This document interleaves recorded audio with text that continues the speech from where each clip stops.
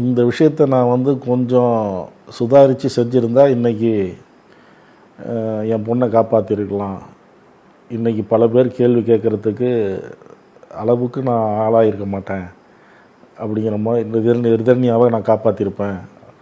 இந்த விஷயத்தில் நான் கோட்டை விட்டேன், அதை செய்யாமல் விட்டேன் அப்படிங்கிற மாதிரி ஏதாவது இருக்கு. பார்த்தீங்கன்னா அதான் இந்த கேரக்டரை விசாரிக்கல. இப்போ பாப்பா கூட ஒரு ஆடியோவில் சொல்லியிருப்பாளுங்க.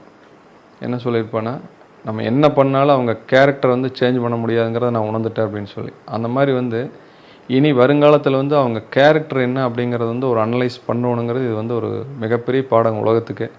ஏன்னா வெளி உலகத்துக்கு வந்து வீட்டுக்கு வெளியில் ஒரு கேரக்டராக இருக்காங்க, உள்ளுக்குள்ளே ஒரு கேரக்டராக இருக்காங்க.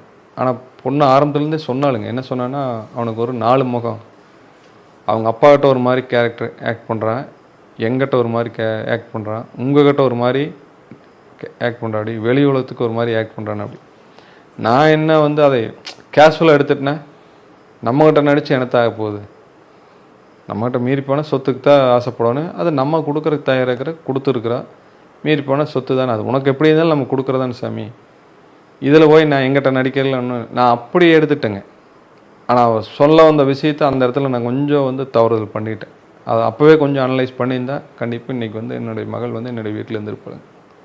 அது வந்து இப்போ நான் சிந்திச்சு பார்க்குறோம், எந்த இடத்துல தவறு பண்ணிட்டேன்னா அந்த இடத்துல தவறு பண்ணியிருக்கேன்.